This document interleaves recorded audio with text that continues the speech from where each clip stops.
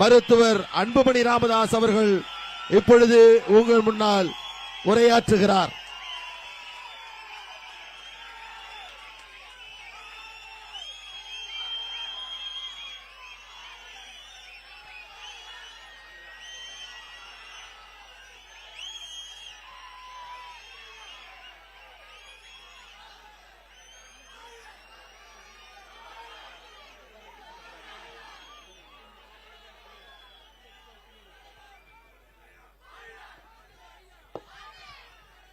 தமிழக அரசு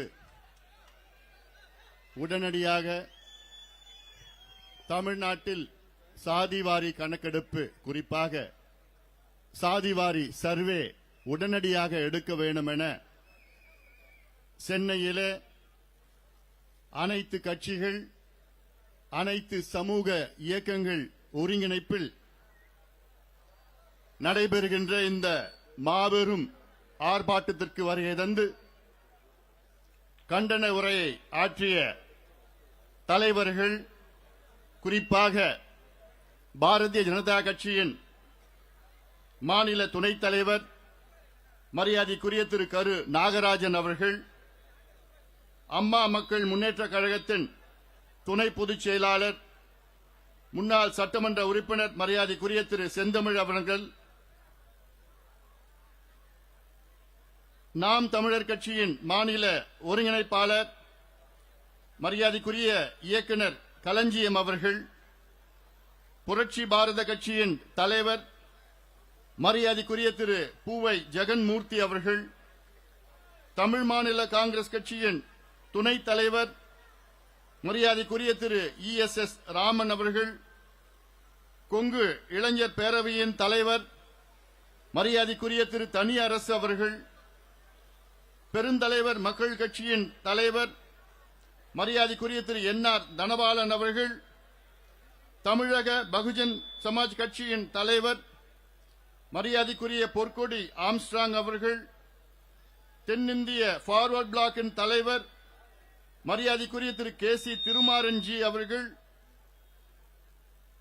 கொங்கு மக்கள் முன்னணி கட்சியின் ஒருங்கிணைப்பாளர் மரியாதைக்குரிய திரு C ஆறுமுக கவுண்டர் அவர்கள், தமிழ்நாடு நாடார் சங்கத்தின் தலைவர் மரியாதைக்குரிய திரு முத்து ரமேஷ் அவர்கள், இந்திய தேசிய லீக் கட்சியின் மரியாதைக்குரிய திரு தடா ரஹீம் அவர்கள், தமிழக மக்கள் முன்னேற்ற கழகத்தின் மாநில இணை பொதுச் செயலாளர் மரியாதைக்குரிய திரு V தமிழரசன் அவர்கள், வீரபத்திர ராஜகுல பேரவையின் தலைவர் மரியாதைக்குரிய திரு வசந்தன் அவர்கள், தமிழ்நாடு மீனவர் சங்கத்தின் தலைவர் மரியாதைக்குரிய திரு ME ராஜா அவர்கள், தமிழ்நாடு நாயுடு பேரவையின் தலைவர் மரியாதைக்குரிய திரு கிருஷ்ணமூர்த்தி நாயுடு அவர்கள், மதச்சார்பற்ற ஜனதாதளத்தின் துணைத் தலைவர் மரியாதைக்குரிய மருத்துவர் ராஜா அவர்கள், யாதவ மகாசபையின் மாநில செயலாளர் மரியாதைக்குரிய வழக்கறிஞர் சேது மாதவன் அவர்கள், இந்திய ஜனநாயக கட்சியின் பொதுச் செயலாளர் மரியாதைக்குரிய திரு சண்முகம் அவர்கள், அம்பேத்கர் தேசிய கட்சியின் தலைவர் மரியாதைக்குரிய திரு எல்லப்பன் அவர்கள், பாரத் பகுஜன் சமாஜ் கட்சியின் தலைமை நிலை செயலாளர் மரியாதைக்குரிய திரு முத்து கிருஷ்ணன் அவர்கள், பாட்டாளி மக்கள் கட்சியின் பொதுச் செயலாளர் மரியாதைக்குரிய திரு வடிவேல் ராவணன் அவர்கள், பாட்டாளி மக்கள் கட்சியின் பொருளாளர் அருமை சகோதரி திலகபாமா அவர்கள், இந்த நிகழ்ச்சியை சிறப்பாக ஒருங்கிணைத்து நம்ம எல்லாம் வரவேற்ற வழக்கறிஞர் பாலு அவர்கள், ஜெயராமன் அவர்கள், தலைமை நிலை செயலாளர் செல்வகுமார் அவர்கள், சட்டமன்ற உறுப்பினர்கள் சதாசிவம் அவர்கள், வெங்கடேஸ்வரன் அவர்கள், சிவகுமார் அவர்கள், முன்னாள் சட்டமன்ற உறுப்பினர் வேலுச்சாமி அவர்கள், முன்னாள் சட்டமன்ற உறுப்பினர் இளவழகன் அவர்கள், ஆலயமணி அவர்கள், சக்தி கமலாமாள் முன்னாள் சட்டமன்ற உறுப்பினர் அவர்கள், TK ராசா முன்னாள் சட்டமன்ற உறுப்பினர் அவர்கள், காசாம்பு பூமாலை முன்னாள் சட்டமன்ற உறுப்பினர் அவர்கள், நிர்மலா ராசா அவர்கள், மருத்துவர் RG அவர்கள், CR பாஸ்கரன் அவர்கள், முன்னாள் நாடாளுமன்ற உறுப்பினர் தனராஸ் அவர்கள், குமார் அவர்கள், சத்யா, சிவகுமார், வெங்கடேச பெருமாள், முத்துக்குமார், சுப்பிரமணி, முத்துராமன், முன்னாள் நாடாளுமன்ற உறுப்பினர் மருத்துவர் செந்தில் அவர்கள், நம்முடைய ராதா அவர்கள் உள்ளிட்ட முன்னாள் மத்திய இணையமைச்சர் NT சண்முகம் அவர்கள் மற்றும் மேடையில் இருக்கின்ற அனைத்து கட்சிகளின் பிரதிநிதிகள், அனைத்து இயக்கங்களின் சார்பில் வருகை தந்திருக்கின்ற தலைவர்களும், பாட்டாளி மக்கள் கட்சியின் அனைத்து நிலை நிர்வாகிகள், குறிப்பாக மாநில, மாவட்ட, ஒன்றிய கிளை நிர்வாகிகளுக்கும், மேடையில் இருக்கின்ற அத்துணை தலைவர்களுக்கும், இங்கே திரளாக வருகை தந்து நிச்சயமாக நாங்கள் எல்லோரும் ஒன்று சேர்ந்து போராடி இந்த சமூக அநீதி ஆட்சி, திமுக ஆட்சியிடம் சமூக நீதியை நிச்சயமாக நாங்கள் பெறுவோம் என்ற நம்பிக்கையோடு வருகை தந்திருக்கின்ற பெரியோர்கள், தாய்மார்கள், என் உயிரினும் மேலான அன்பு பாட்டாளி சொந்தங்களே,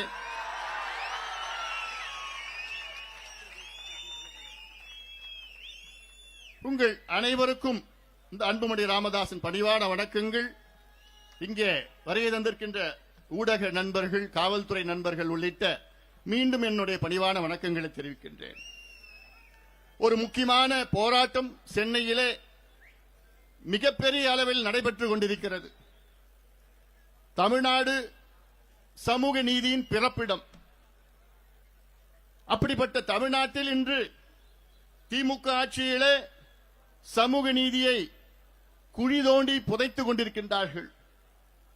தமிழ்நாட்டிலே சாதிவாரி கணக்கெடுப்பு நடத்த வேண்டும் என தொடர்ந்து பாட்டாளி மக்கள் கட்சி கடந்த 36 ஆண்டு காலமாக கோரிக்கை வைத்துக் கொண்டிருக்கிறது. அதிலும் குறிப்பாக இப்பொழுது தமிழ்நாட்டிலே சாதிவாரி சர்வே நடத்துங்கள் என்று சொல்லிக் கொண்டு வருகின்றோம். ஆனால் திமுக அரசு, குறிப்பாக முதலமைச்சர் ஸ்டாலின் அவர்கள் தொடர்ந்து பொய்களை சொல்லி வருகிறார்கள்.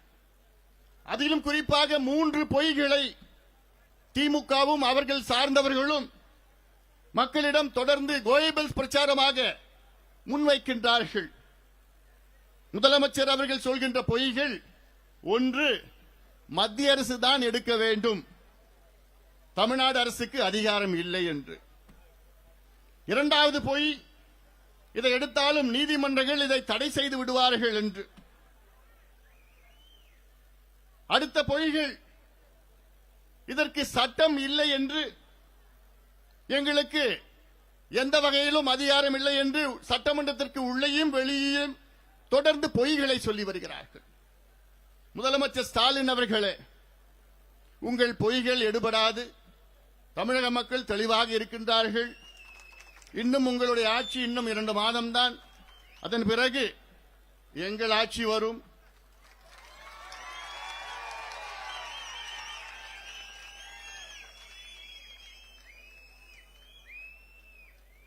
எங்களுடைய கோரிக்கை சமூக நீதி நிலைநாட்டுங்கள். சாதிவாரி கணக்கெடுப்பு என்பது இது ஒரு சாதி பிரச்சனை கிடையாது, இது ஒரு சமூக நீதி பிரச்சனை. சாதியை வைத்துத்தான் பல நூற்றாண்டுகளாக அடக்குமுறைகள் நடைபெற்றன. இதை சரி செய்ய வேண்டும். இந்த அடக்கப்பட்ட, ஒடுக்கப்பட்ட சாதிகளுக்கு சமூக நீதி வழங்க வேண்டும் என்ற நோக்கில்தான் இன்று அப்படிப்பட்ட சாதிகள் எந்த நிலையில் இருக்கின்றார்கள் என்று தெரிந்து கொள்ளத்தான் சாதிவாரி சர்வே நடத்த வேண்டும்.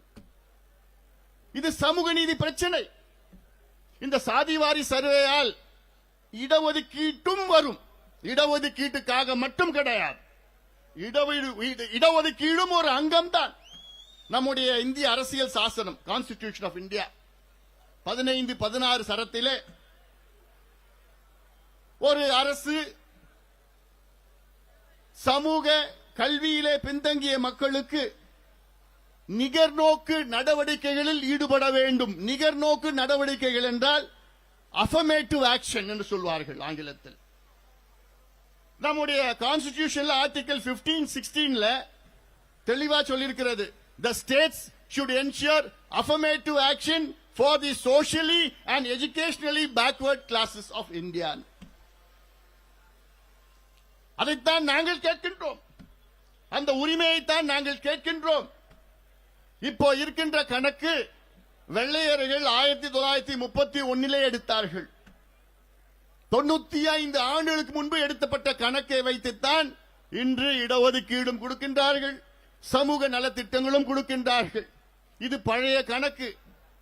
1931 இந்தியாவுடைய மக்கள் தொகை கணக்கு அப்போ 28 கோடி, இன்னைக்கு 146 கோடி. 1931 அதில் முறையான கணக்கு எடுக்கல. அங்கே விஞ்ஞான ரீதியிலே தொழில்நுட்பங்கள்லாம் அப்போ கிடையாது. இன்னைக்கு எல்லாமே இருக்கு, ஃபிங்கர் டிப்ல இருக்கு உங்களுக்கு. இன்னும் சொல்ல போனா ஒரு பழைய கணக்கு வச்சுட்டு நம்ம ஓட்டிட்டு இருக்கிறோம். அந்த காலத்தில் கணக்கு எடுக்கிற நேரத்தில் டிவி கூட கிடையாது, பிளாக் அண்ட் ஒயிட் டிவி கூட இந்தியாவில் கிடையாது. அம்பாசிடர் கார்டு கூட அப்ப கணக்கெடுப்பு நடத்தல, அம்பாசிடர் கார்டு கூட அப்ப வரல. அப்ப எடுத்த கணக்கு வச்சுக்கிட்டு இன்னைக்கு ஓட்டிட்டு இருக்கிறோம். எதுக்கு ஓட்டுறோம்? இந்த பிள்ளைங்களுக்கு படிப்பு கொடுக்கறதுக்கு, இந்த பிள்ளைங்களுக்கு வேலை கொடுக்கறதுக்கு, இந்த பிள்ளைங்களுக்கு கடனை கொடுத்து அவளுக்கு சுய தொழில் கொடுப்பதற்காக பழைய கணக்கு வச்சுக்கிட்டு ஓட்டிட்டு இருக்கிறோம். அதனால நாங்க கேட்கிறோம், புது கணக்கு எடுக்குங்க. இந்த சமூகங்கள் எந்த நிலையில் இருக்கின்றார்கள் என்று தெரிந்து கொள்ள வேண்டும். தமிழ்நாட்டில் உள்ள ஒட்டுமொத்த சமூகங்களும் எந்த நிலையில் இருக்கின்றார்கள் என்று தெரிந்தால்தான் நீங்கள் சமூக நீதியை நிலைநாட்ட முடியும். இல்லையே எதை வைத்து நீங்கள் சமூக நீதியை நிலைநாட்டுவீர்கள்? இதுல பல காரணங்கள் இருக்கிறது.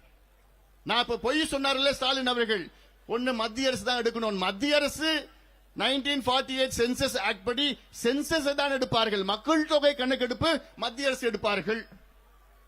ஆனால் எங்களுடைய அழுத்தம் காரணமாக பிரதமர் மோடியிடம் பலமுறை அழுத்தம் கொடுத்து இப்பொழுது மத்திய அரசும் நாங்கள் 2027 மக்கள் தொகை கணக்கெடுப்பிலே கூடுதலாக சாதிவாரி கணக்கெடுப்பும் நடத்துவோம் என்று அறிவித்திருக்கின்றார்கள்.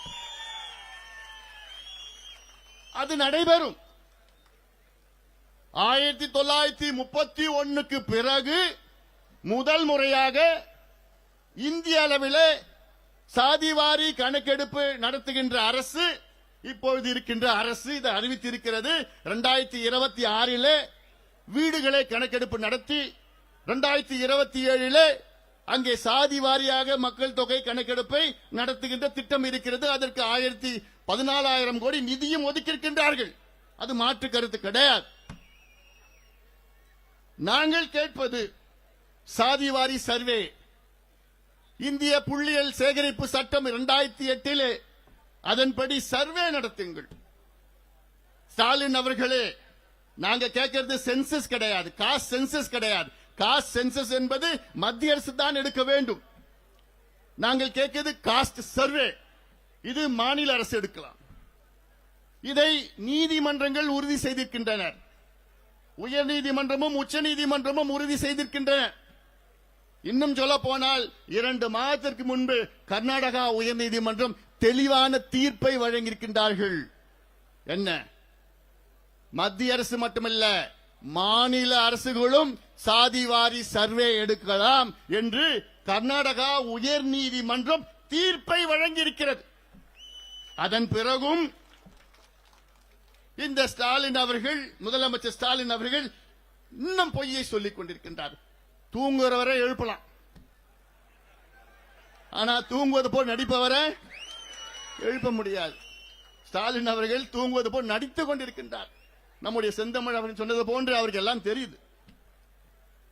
அதிகாரிகளுக்கு தெரியும், இவருக்கும் தெரியும், எல்லாத்துக்கும் தெரியும். சட்டம் இருக்கு.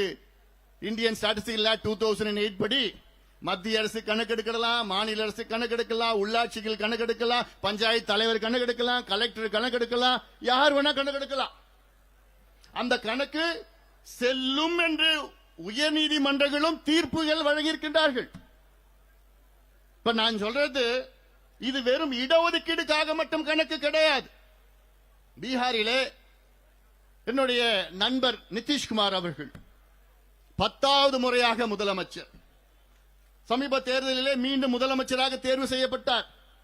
அதற்கு முக்கிய காரணம் பீகாரிலே சாதிவாரி கணக்கெடுப்பு நடத்தி அதற்கேற்ப சமூக நலத்திட்டங்களையும் வழங்கியிருக்கின்றார்கள். Social welfare scheme, affirmative action என்ன? இடஒதுக்கீடு மட்டும் கிடையாது, இடஒதுக்கீடு ஒரு அங்கம் தான். இடஒதுக்கீடுக்கு பிறகு இன்னும் எவ்வளவோ இருக்குது சமூக திட்டங்கள். பீகாரிலே நடத்தப்பட்ட இந்த சாதியவாரி கணக்கெடுப்பின் பிறகு அங்கே பீகாரிலே 94 லட்சம் குடும்பங்கள் மாத வருமானம் 6000 ரூபாய்க்கு குறைவாக இருக்கிறது என்று கண்டுபிடிப்பு. அந்த 94 லட்சம் குடும்பங்களுக்கும் மாதம் இல்ல ஒரு தவணையாக 2 லட்சம் ரூபாய் உதவி செய்து சுய தொழிலுக்காக உதவி செய்கின்ற ஒரு திட்டத்தை பீகாரிலே கொண்டு வந்தார்கள். இது எப்படி நீ தமிழ்நாட்டில் கண்டுபிடிப்ப? எவ்வளவு பேர் வறுமை கோட்டுக்கு கீழ் இருக்கின்றார்கள், எவ்வளவு பேர் வேலை இல்லாம இருக்கிறாங்க, எப்படி கண்டுபிடிப்ப? சர்வே எடுக்கணும்.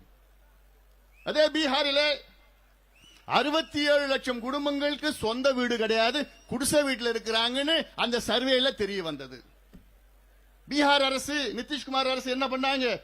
வீடு இல்லாதவங்களுக்கு வீடு கட்டி கொடுத்துட்டு இருக்கிறாங்க. இதுதான் வேணும், இது இந்த திட்டம் தான் வேணும், இதுதான் உண்மையான வளர்ச்சி. இல்ல நான் செய்ய மாட்டேன், எனக்கு அதிகாரம் இல்லை என்று சொல்வதெல்லாம் இது ஏமாற்று வேலை. இது ஏமாற்று வேலை. அதே போன்று இப்ப நாங்க கேட்கிறோம், இப்ப தமிழ்நாடு மற்ற மாநிலங்களுக்கு ஒப்பிட்டு இப்ப செய்ய முடியாது. அவங்க சொல்றாங்கல்ல இது நீதிமன்றத்தில் தடை செய்வாங்க. பீகாருடைய அங்கே இடஒதுக்கீட்டை அதிகப்படுத்தினார்கள், அதே நீதிமன்றத்திலே இப்போ ஒரு சின்ன தடை. அதற்கு காரணம் வேறு.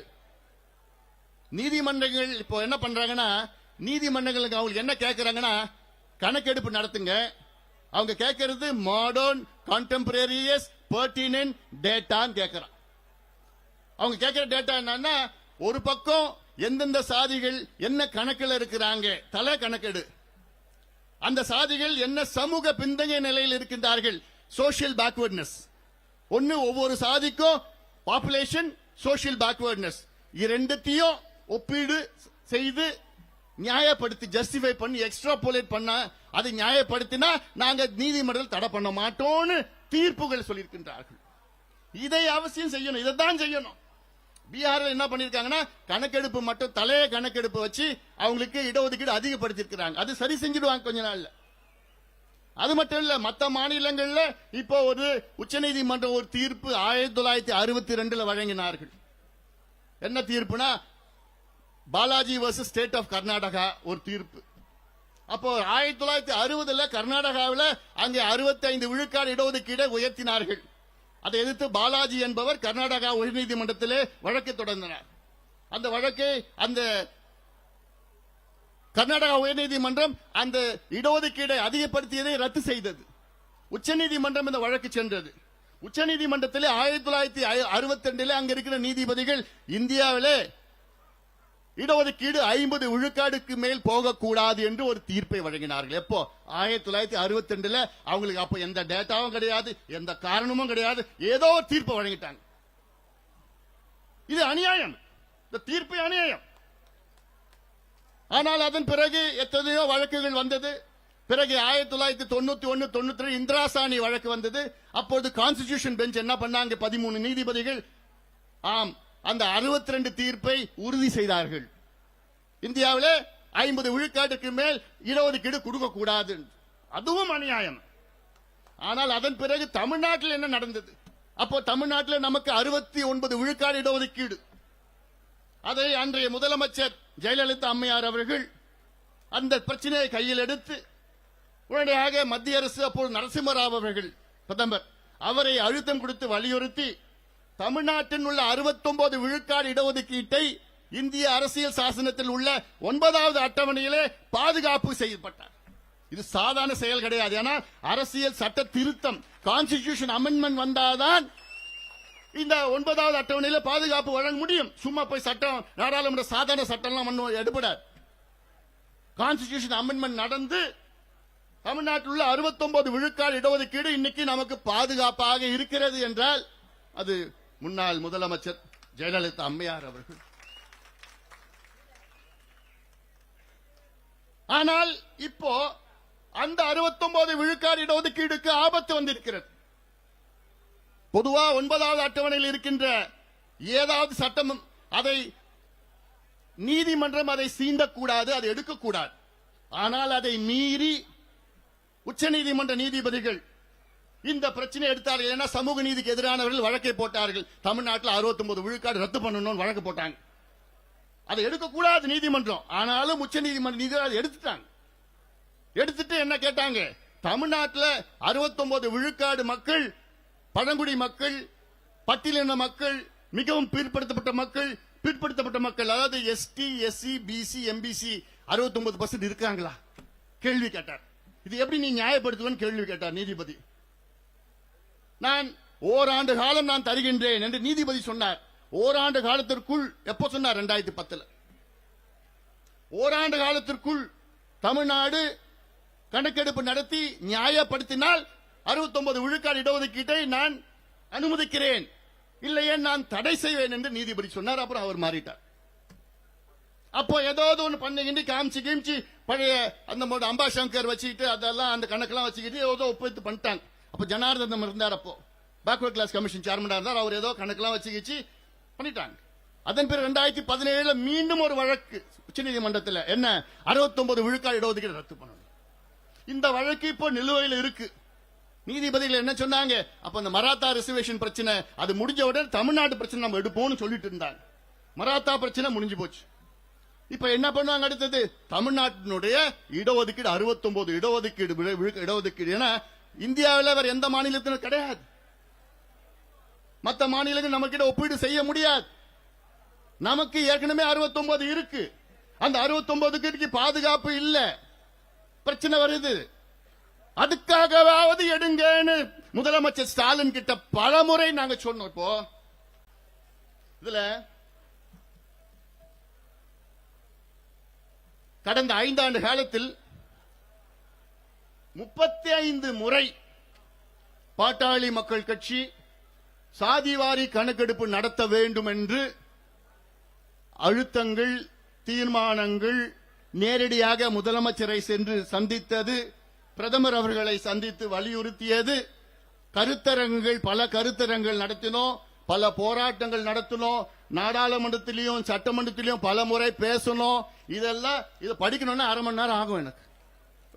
35 முறை இந்த 5 ஆண்டு காலத்தில் அவ்வளோ போராட்டம், கருத்தரங்கம், அழுத்தம், ஆர்ப்பாட்டம், பேசுறது உள்ள வெளியில, மீடியா, தீர்மானம் எத்தனையோ செஞ்சிருக்கிறோம் நாங்க. அதனால இது ஏதோ இது தேர்தலுக்காகவோ கூட்டணிக்காகவோ நடத்துறது கிடையாது. தமிழ்நாட்டில் சமூக நீதி நிலைநாட்ட வேண்டும். அதற்கு முதல்ல 69 விழுக்காடு இடஒதுக்கீட்டை நம்ம பாதுகாக்கணும். ஒண்ணு. இரண்டாவது, 69 விழுக்காடு இடஒதுக்கீட்டில் உள்ள வேற்றுமைகளை கலைக்கப்பட வேண்டும்.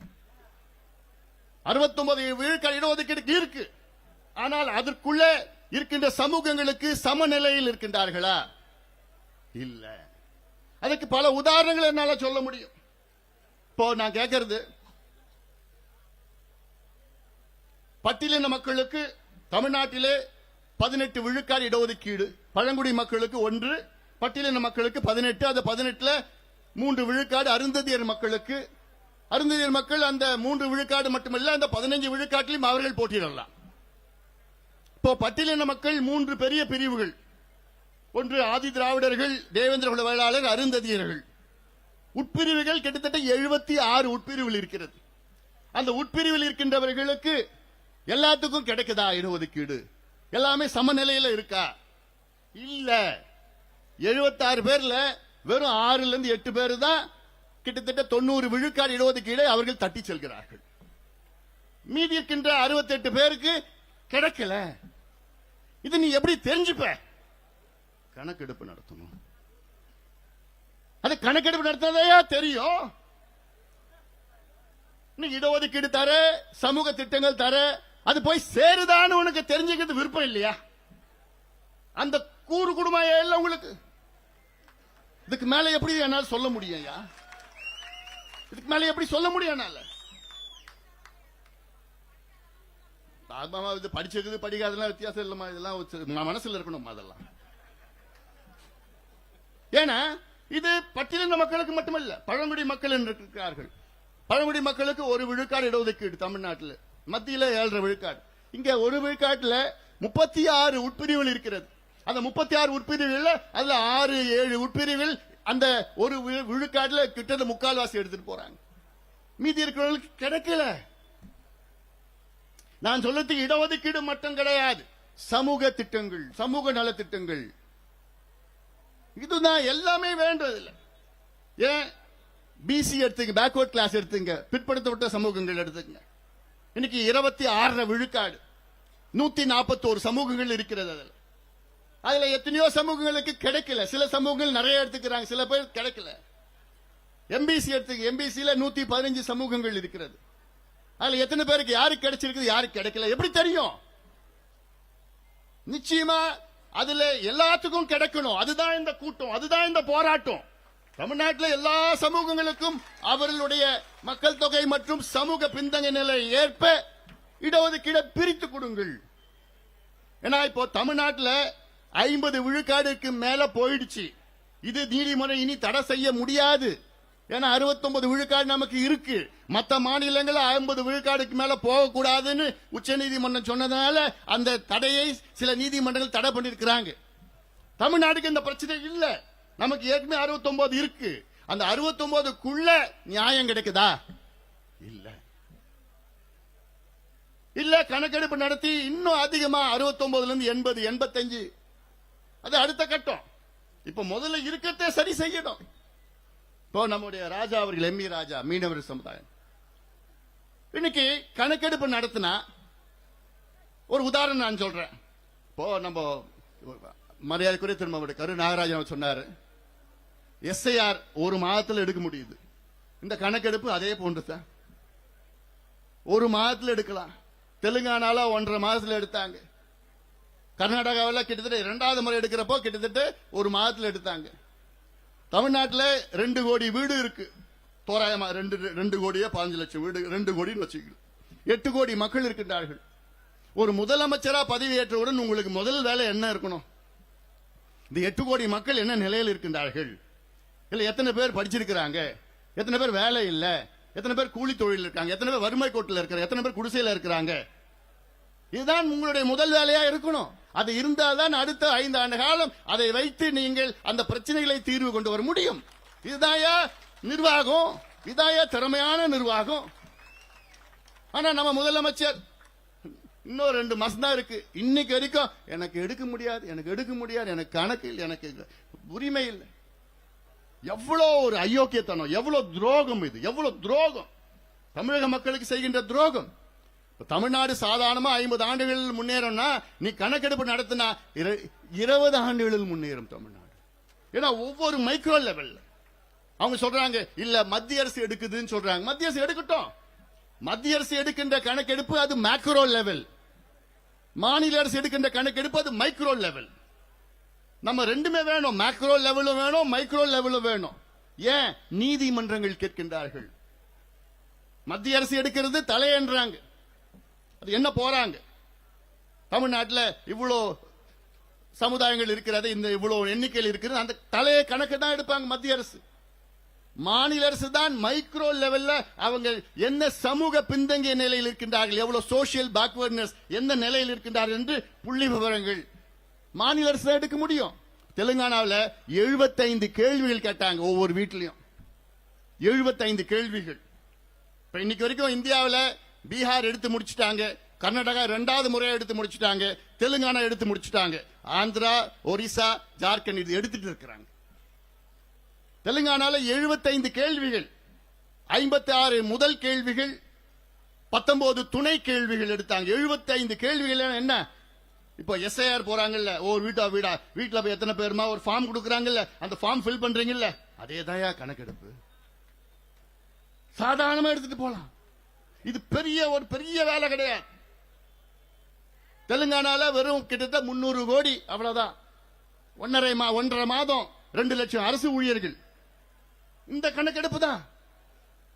இதுல போய் ஒவ்வொரு வீட்லயும் போய், தமிழ்நாட்டில் 2 கோடி வீட்லயும் போயிட்டு ஒவ்வொரு வீட்லயும் எத்தனை பேர் இருக்கீங்க, எந்த மதத்தை சார்ந்தவர்கள், அதில் எந்த ஜாதியை சார்ந்தவர்கள், எந்த உட்பிரிவை சார்ந்தவர்கள், இது சொந்த வீடா, வாடகை வீடா, குடிசை வீடா, ஓட்டு வீடா, கல்லு வீடா, எவ்வளவு பெரிய வீடு, எத்தனை பாத்ரூம் இருக்கு, குடிநீர் வருதா, கரண்ட் இருக்குதா, சோலார் வச்சிருக்கீங்களா, இந்த வீட்டுல எத்தனை பேர் படிச்சிருக்கிறாங்க, எத்தனை பேர் பட்டதாரிகள், எத்தனை மருத்துவர்கள், எத்தனை என்ஜினியர்கள், எத்தனை பேர் முதல் பட்டதாரிகள், எத்தனை பெண்கள் படிச்சிருக்கிறாங்க, அரசு வேலைக்கு போறாங்களா, தனியார் வேலைக்கு போறாங்களா, என்ன வருமானம், அந்த வீட்டுல கிணறு இருக்குதா, போர் இருக்குதா, அந்த வீட்டுல சைக்கிள் இருக்குதா, பைக் வச்சிருக்கீங்களா, கார் வச்சிருக்கீங்களா, டிராக்டர் இருக்குதா, அந்த வீட்டுல கிட்டத்தட்ட அவங்க தொழிலாளர்களா, நிலம் வச்சிருக்காங்களா, எவ்வளவு நிலம், எத்தனை சென்ட், இல்ல கூலி தொழிலாளர்களா, இல்ல விவசாய தொழிலாளர்களா, விவசாய முதலாளிகளா, இந்த எல்லாமே ஒரு 75 கேள்விகள் கேட்டா தமிழ்நாட்டில் அடுத்த 50 ஆண்டு காலம் இந்த கேள்விகள் வைத்து தமிழ்நாட்டை வேகமாக அனைத்து சமூகங்களும் முன்னேற வைக்கலாம். இதுதான் கணக்கெடுப்பு. இதுக்குதான் கணக்கு வேணும். ஜப்பான்ல இருந்து எவ்வளவு பறவைகள் இந்தியாவுக்கு வருது, தமிழ்நாட்டுக்கு வருது. சைனாவில இருந்து வலசை பறவைகள் எப்ப வருது, எந்த மாசம் வருது, எங்க தங்குது. ரஷ்யாவில இருந்து எவ்வளவு பறவைகள் வருது. ஆஸ்திரேலியா இருந்து பெலிக்கன் வருதா, பிளமிங்கோ வருதா, இதெல்லாம் கணக்கு வச்சிருக்கல. இல்ல தமிழ்நாட்டில் கால்நடைகள் எவ்வளவு இருக்கு, அதுல எத்தனை மாடுகள் தெருவில் மேய்ஞ்சிட்டு இருக்குன்னு கணக்கு வச்சிருக்கிறல்ல. தமிழ்நாட்டில் எத்தனை தெருநாய்கள் தெருவில் சுத்திட்டு இருக்குன்னு கணக்கு வச்சிருக்கல. எத்தனை ஆமைகள் எங்கிருந்து வருது, எவ்வளவு முட்டை போடுது, இதெல்லாம் கணக்கு வச்சிருக்கல. ஏன் தேர்தல் நேரத்தில் எல்லார் வீட்லயும் இந்த வீட்டுல இந்த ஜாதி, இந்த தேர்தல், இந்த கட்சி, இந்த ஓட்டு, இவ்வளவு ஓட்டு, இந்த அந்த கணக்கெல்லாம் நீ வச்சிருக்கல தனிப்பட்ட முறையில். இந்த பிள்ளைங்களுக்கு படிப்புக்கு, இந்த பிள்ளைங்களுக்கு வேலைக்கு, இந்த பிள்ளைங்க சுயமரியாதையோடு வாழ வேண்டும் என்ற நோக்கத்திலே ஒரு கணக்கெடுப்பு ஏன் நடத்தக்கூடாது, ஏன் நடத்த நீங்க மறுக்கிறீர்கள், ஏன் தடுக்கிறீங்க? ஏன்னா திமுக அப்படித்தான். திமுக அப்படித்தான். அடக்கப்பட்ட ஒடுக்கப்பட்ட சமூகங்கள் முன்னேறக்கூடாதுன்னு தெளிவா இருக்கிறாங்க. அப்படி ஏதாவது கொஞ்சம் முன்னேற்றம் 2 பேரோட சண்டையை மூட்டி விடுவோம். அதுல PhD படிச்சு வச்சிருக்கான், சண்டையை மூட்டி விட்டு முடிஞ்சு போச்சு. அப்புறம் அடிச்சு இவங்க அடிச்சுக்கிட்டு ஐயோ. அதனால நம்ம நோக்கம் அனைத்து சமூகங்களும் முன்னேறணும். அப்பதான் நீடித்த முன்னேற்றம், சஸ்டைனபிள் டெவலப்மெண்ட் சொல்றது, அதான் வேண்டும். எனக்கு முன்பு நம்முடைய தடா ரஹீம் அவர்கள் பேசினார்கள். அவர் சொன்னார், இஸ்லாமியர்கள் ஏன் இந்த மேடையில் நாங்கள் வந்தோம், இங்கே எவ்வளவு இஸ்லாமியர்கள் இருக்கின்றார்கள் என்று தெரிந்து கொள்ள வேண்டும். திமுக இஸ்லாமியர்களை வாக்கு வங்கியாக மட்டும்தான் பயன்படுத்திக் கொண்டிருக்கிறது, வேற எதுக்கும் கிடையாது, வேற எதுக்கும் கிடையாது. Muslims are vote bank for DMK, அவ்வளவுதான். தேர்தல் வந்ததுன்னா அப்புறம் தான் அங்க போய் போட்டுக்கிட்டு போய் சாப்பிடுவாங்க, இதெல்லாம் பண்ணிக்கிட்டு. இப்ப சொன்னாங்கல்ல ஹஜ்ஜுக்கு ஒரு இல்லம், ஒரு என்ன வச்சு பண்ண போறீங்க. இந்த கணக்கெடுப்பின்படி இஸ்லாமியர்களுக்கு 3.5 விழுக்காடு இடஒதுக்கீடு கொடுத்திருக்கிறார்கள். ஆனால் அதற்கு காரணம் எங்களுடைய சமூக நீதி போராளி மருத்துவர் ஐயா. அதற்கு காரணம் போராட்டம் செய்ததனால்தான் கலைஞர் அவர்களை அன்று கலைஞர் ஆட்சியிலே வற்புறுத்தி செஞ்சதால்தான் அன்னைக்கு கொடுத்தார் கணக்கெடுப்பு. அந்த இஸ்லாமியர்களுக்கு 3.5 விழுக்காடு. இப்போ இஸ்லாமியர்கள் இன்னைக்கு காட்டா 7 பிரிவில் இருக்கிறார்கள். இஸ்லாமியர்கள் ஷியா, சுன்னி, லப்பை, போரா அப்படிலாம் இருக்கிறாங்க. 7 பிரிவுகள் இருக்காங்க. அந்த 7 பிரிவுகளில் 3.5% யாருக்கு கிடைக்குது, யாருக்கு கிடைக்கலன்னு எப்படி தெரியும்? அதனால்தான் கணக்கெடுப்பு வேண்டும். அதனால இஸ்லாமியர்களுக்கோ சரி மற்ற எல்லா சமூகங்களுக்கும் இன்னைக்கு கணக்கெடுப்பு நடத்தப்பட வேண்டும். அப்படி நடத்தி, இப்போ நான் இன்னொன்னு சொல்றேன், இன்னொரு உதாரணம் நான் சொல்றேன். இப்ப இடஒதுக்கீடு 69 விழுக்காடு இருக்கு. அதுல பிற்படுத்த சமூகங்களுக்கு 26, இஸ்லாமியர்களுக்கு 3, பட்டியலின மக்களுக்கு 15 பிளஸ் 3 18, பழங்குடி மக்களுக்கு 3, மிகவும் பிற்படுத்த மக்களுக்கு MBC 20, 69 இருக்கு. இப்ப எப்படின்னா ஒரு அறையில ஒரு 100 மாம்பழத்தை வச்சுக்கிட்டு ஒரு 100 பேர் உள்ள போயிட்டு, ஏப்பா நீங்க மாம்பழத்தை பிரிச்சு எடுத்துங்கன்னு சொன்னா எல்லாமே ஒண்ணு எடுத்துப்பாங்களா? நிச்சயமா இல்ல. பலமா இருக்கிறவங்க, பலசாலிகள், வலிமையா இருக்கிறவங்க 5 மாம்பழம் 10 மாம்பழம் 15 மாம்பழம் எடுத்து அடிட்டு போடும். பலவீனமான இருக்கிறவங்க அப்படியே ஓரமா நின்றுட்டு இருப்பான், அவனுக்கு கிடைக்காது. நம்ம இந்த கணக்கெடுப்பு நடத்தினா அதுல யாரு மாம்பழம் அதிகமா எடுத்துட்டாங்க, யாருக்கு கிடைக்கல, அது தெரிஞ்சிடும். தெரிஞ்சு கிடைக்காதவங்களுக்கு கூடுதலாக மாம்பழம் கொடுக்கிறது. இதுதான் சமூக நீதி, இதுதான் நீதி, இயற்கை நீதி, சமூக நீதி. இதுதான் இது நான் பண்ண மாட்டேன், இத பண்ணவே மாட்டேன். எதுக்கியா பயப்படுறீங்க ஸ்டாலின்? உங்களுக்கு என்ன பயம்? ஏன் பயப்படுறீங்க? என்ன பயம் உங்களுக்கு? எம்எல்ஏ சீட் எல்லாம் ஜாதி வச்சுதான் கொடுக்குறீங்க, எம்பி சீட்டு ஜாதி வச்சுதான் கொடுக்குறீங்க, பஞ்சாயத்து தலைவர் ஜாதி வச்சுதான் கொடுக்குறீங்க. ஏன் உங்க கட்சி மாவட்ட செயலாளர் ஜாதி வச்சுதான் கொடுக்குறீங்க, ஜாதி வச்சுதான் கலவரமே பண்றீங்க நீங்க ஆட்சிக்கு வரணும்னு. அப்புறம் எதுக்கியா ஏன் இந்த ஜாதி கணக்கெடுப்பு ஏன் நடத்த? இது ஜாதி கணக்கெடுப்பு மட்டும் கிடையாது, நான் மீண்டும் மீண்டும் சொல்றேன், இது ஜாதி பிரச்சனையே கிடையாது. தமிழ்நாட்டினுடைய முன்னேற்ற பிரச்சனை, தமிழ்நாட்டினுடைய சமூக நீதி பிரச்சனை, social justice problem of Tamil Nadu. எல்லாமே நம்ம பக்கம் சட்டம் இருக்கு, 69 விழுக்காடு இருக்கு, எல்லாமே அதிகாரம், அவர்கிட்ட அதிகாரம் இருக்கு, ஆட்சி இருக்குது, அதிகாரிகள் இருக்கிறாங்க, நிதி இருக்கு. 4.5 கோடி பட்ஜெட் போடுற திமுக 500 கோடி இதுக்காக செலவு பண்ண முடியாதா? எல்லாம் வச்சிருக்கிறாரு. ஆனால் அந்த சமூக நீதி நிலைநாட்டுகின்ற அந்த மனசு மட்டும் தான் கிடையாது. இல்லவே இல்லை. ஆனா நிச்சயமா வரலாறு முதலமைச்சர் ஸ்டாலின் அவர்களை மன்னிக்காது. நிச்சயமா வரலாறு உங்களை மன்னிக்காது. உங்களிடம் அதிகாரம் இருந்தும், எல்லாம் சட்டம் எல்லாம் இருந்தும் என்கிட்ட இல்லன்னு ஒரு பொய் சொல்ற முதலமைச்சர் நான் இது வரைக்கும் நான் பார்த்ததே கிடையாது. எவ்வளவு பார்த்தது, எவ்வளவு செய்யலாம், எவ்வளவு முன்னேற்றம் கொண்டு வரலாம், எவ்வளவு மக்களுக்கு முன்னேற்றம் கொண்டு வரலாம். இதுதான் வேண்டும், இதுதான் வேண்டும். அதனால இதையெல்லாம் தொடர்ந்து நாங்கள் வலியுறுத்துவோம். அது நாங்க சோர்ந்து போறது கிடையாது. எவ்வளவு காலமா நாங்க பார்த்துட்டோம். மருத்துவர் ஐயா அவர்கள் 45 ஆண்டு காலமாக இந்த கணக்கெடுப்பு வேணும், இந்த கணக்கெடுப்பு வேணும்னு மத்திய மாநில அரசியல் எத்தனையோ முறை எத்தனையோ பிரதமர்களை பார்த்தாரு, இங்க முதலமைச்சரை பார்த்தாரு, நாங்களாம் பார்த்தோம், எல்லாம் பண்ணோம். இது ஏதோ ஒரு வன்னியர் பிரச்சனை, இது ஒரு ஜாதிக்காக மட்டும் கிடையாது.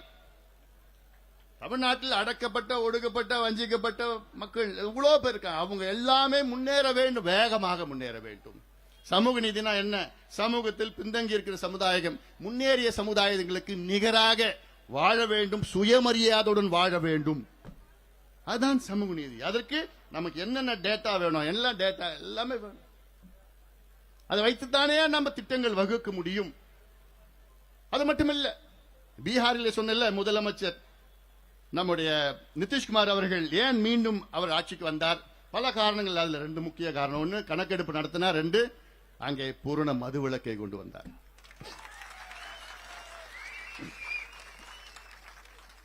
அதனால மன்றி அங்க இருக்கிற பெண்கள் அதிகமாக அவர்கள் வாக்குகள் போட்டாங்க. ஆண்கள் 61%, பெண்கள் 71%, 10% அதிகமாக ஓட்டு போட்டாங்க. அதுக்காக தான்.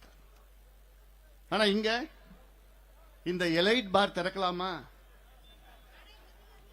எங்க திறக்கலாம்? அது காலேஜ் பக்கத்துல தந்தாதான் நிறைய குடிப்பாங்க. இல்ல அந்த டெட்ரா பேக்ல ஊத்தலாமா? பாட்டில் வேணாம், டெட்ரா பேக்ல பசங்க உள்ள சொறி வச்சுப்பாங்க. இப்ப பாட்டில் சொருனா உடையுது பாட்டில். இதெல்லாம் சிந்திக்கிறீங்களே ஸ்டாலின் அவர்களே. இந்த பிள்ளைங்க படிக்கிறதுக்கு, வேலைக்கு போறதுக்கு, பெண்கள் பாதுகாப்பா இருக்கிறதுக்கு உங்களுக்கு எதுவும் இல்லையா? தமிழ்நாட்டில் சட்டமும் இல்ல, ஒழுங்கும் இல்ல, பெண்கள் பாதுகாப்பு இல்ல. 4 வயசு குழந்தை, 80 வயசு பாட்டி, யாருக்குமே பாதுகாப்பு இல்லை. என்ன காரணம்? ஒரு பக்கம் மது உங்க அப்பா திறந்து விட்டுட்டாரு, இன்னொரு பக்கம் கஞ்சா, காக்கேன், ஹெரோயின், அபின், என்னென்ன போதை அமெரிக்காவில் இருக்கிறதோ அத்தனையும் தமிழ்நாட்டில் மூல முடுக்குல கிடைக்குது, கிராமத்துல கிடைக்குது, பள்ளிக்கூடம் வாசல்ல, கல்லூரி வாசல்ல கிடைக்குது. எனக்கு பயமா இருக்கு, இந்த அடுத்த தலைமுறைகளை நினைச்சாலே பயமா இருக்கு. ஏன்னா எங்க பார்த்தாலும் அவ்வளோ மோசமான கிடைக்கும். பார்த்தா திருநெல்வேலியில 9வது படிக்கிற பிள்ளை, குழந்தைங்க 9வது படிக்கிறது தான் குழந்தைங்க, அது பள்ளிக்கூடத்துல வகுப்புல மது குடிச்சிட்டு, பெண் குழந்தைகள். நான் என்னுடைய அறிக்கை சொல்லிட்டேன், அவங்க மேல தப்பு கிடையாது, அவங்கள தண்டிக்காதீங்க, அவங்க வாழ்க்கை பாழா போயிடும். சட்டம் இருக்கு, 21 வயசுக்கு மேல விற்க கூடாதுன்னு சட்டம் இருக்கு. யார் வாங்கினா, யார் அவங்களுக்கு கொடுத்தா, அவங்கள தண்டிங்க. நீங்க அவங்க ஸ்கூல்ல இருந்து வீட்டுக்கு போறதுக்குள்ள 3 கடை இருக்கு, அது உங்க மேல தப்பு. உங்க நோக்கம் என்ன? நீங்க ஆட்சிக்கு வந்த நேரத்தில் தமிழ்நாட்டில் 34,000 கோடி மது வித்தாங்க.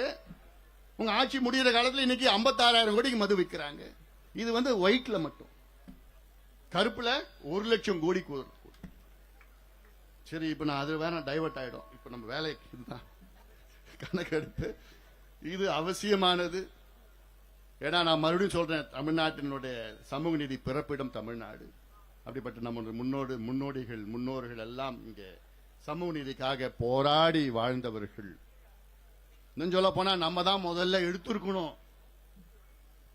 ஆனா கர்நாடகா நம்மள மிஞ்சிட்டாங்க.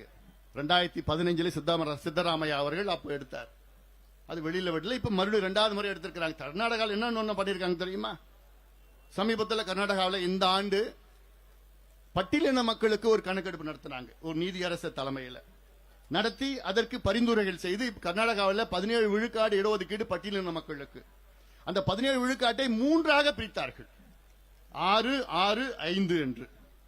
அந்த 6னா யாருன்னா அதுல கண்டுபிடிச்சு பட்டியலின மக்கள்ல அதுல யாருக்கு கிடைக்கலையோ அவங்க எல்லாமே 6ல சேர்த்தாங்க. இன்னொரு 6ல யாருக்கு குறைவா கிடைச்சிருக்குதோ அவங்க எல்லாம் சேர்ந்து இன்னொரு 6ல சேர்த்தாங்க. அதுல யாருக்கு அதிகமா கிடைச்சதோ அவங்க என்ன 5ல சேர்த்திருக்கிறாங்க.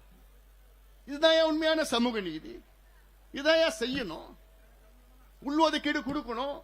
நீதிமன்றம், உச்ச நீதிமன்றமே உள்ஒதுக்கீடு கொடுக்க தடையில்லை என்று தீர்ப்பு வழங்கியிருக்கின்றார்கள். தமிழ்நாட்டில் எல்லாமே சாதகமா இருக்கு. ஒன்றை தவிர, நம்ம முதலமைச்சரை தவிர, இந்த ஆட்சியை தவிர. ஆனா இன்னும் 2 மாசம் பொறுத்துங்க, அதுவும் போயிடும், முடிஞ்சு போயிடும். அதனால இது ஏதோ ஒரு தேர்தலுக்காக எல்லாம் மறுபடியும் சொல்றேன். இது தொடர்ந்து அடுத்த தேர்தலுக்கு முந்தின நாள் வரைக்கும் இதை நாங்க போராடிட்டு தான் இருப்போம், கேட்டுட்டு தான் இருப்போம். தேர்தலுக்கு இதுக்கு சம்பந்தம் கிடையாது. ஏன்னா இப்ப இல்ல, இதுக்கு முந்தைய அரசியல் தான் பண்ணோம். அதுக்கு முந்தைய அரசு தான் பண்ணிட்டு இருக்கோம். காலங்காலமா கேட்டுட்டு இருக்கோம். எதுக்கு? இந்த எல்லா தமிழ்நாட்டில் உள்ள அடக்கப்பட்ட, ஒடுக்கப்பட்ட, வஞ்சிக்கப்பட்ட மக்கள் எல்லாம் படிக்கணும், வேலைக்கு போகணும், சுய தொழில் செய்யணும், இல்ல வேலையில சுயமரியாதையுடன் வாழணும். Living with self respect. சுயமரியாதையோட வாழ வேண்டும். சுயமரியாதை இயக்கத்தை தொடங்கினா போதாது, சுயமரியாதையோட வாழணும். நான் கேட்கிறேன், திமுக கூட்டணி கட்சியெல்லாம் இருக்கிறீங்களே, காங்கிரஸ் கேட்கிறேன் நான், உங்க ஆட்சி தான் கர்நாடகாவில் இருக்கு, உங்க ஆட்சி தான் தெலுங்கானாவில் இருக்கு. ஆனா இங்க ஏன் வாயை திறக்க மாட்டீங்களா? என்ன பயம் உங்களுக்கு? அண்ணன் வைகோவை கேட்கிறேன் நான், நீங்கள் தந்தை பெரியார் வழியில் வந்தவர், ஏன் நீங்க வாயை திறக்க மாட்டீங்க? ஏன் திராவிட கழகம் கி வீரமணி அவர்கள், ஆசிரியர் அவர்களை கேட்கிறேன், ஏன் நீங்க வாயை திறக்கல? என்ன பிரச்சனை உங்களுக்கு? திருமாவளவன் அவர்களை நான் கேட்கிறேன், ஏன் என்ன? சாதிவாரி சர்வே எடுத்தால் அதிகமாக பயன்பெறுவது யாருனால் பட்டியலின மக்கள் தான். ஆனாலும் ஏன் நீங்க வாயை திறக்க மாட்டீங்க? ஏன் ஒரு போராட்டம்? என்ன பிரச்சனை? தேர்தல் தானா, தேர்தல் தானா, தேர்தல் தானா? அதான் எல்லாமே. அதனால இது ஒரு சமூக நீதி பிரச்சனை. இப்ப மேடையில் வந்திருக்கிறாங்க, இவ்வளவு தலைவர்கள் இருக்கிறாங்க. கொள்கை ரீதியிலே சில கட்சிகளுக்கும் மாற்று கட்சிகள்ல கொள்கை ரீதியிலே அவங்களுக்கு வேற்றுமையில் இருக்கலாம். ஆனால் இது ஒரு மைய பிரச்சனை, முக்கியமான பிரச்சனை, தமிழ்நாட்டு வளர்ச்சி பிரச்சனைக்காக அவர்களுடைய அந்த கொள்கை வேற்றுமைகள் எல்லாம் ஒதுக்கி வைத்து இங்கே இந்த மேடையிலே வந்திருக்கின்றார்கள் தலைவர்கள். அவர்களுக்கு உண்மையிலே எனக்கு நான் நன்றி சொல்ல வேண்டும். நான் நன்றி சொல்ல. இதுதான் தமிழக மக்கள் எதிர்பார்க்கிறார்கள். இதான் எதிர்பார்க்கிறார்கள். அந்த அடிப்படையில் தான் இந்த நம்ம இங்க சென்னையில இங்கே நம்முடைய மிகப்பெரிய ஒரு ஆர்ப்பாட்டம் இங்கே நடைபெற்றுக் கொண்டிருக்கிறது.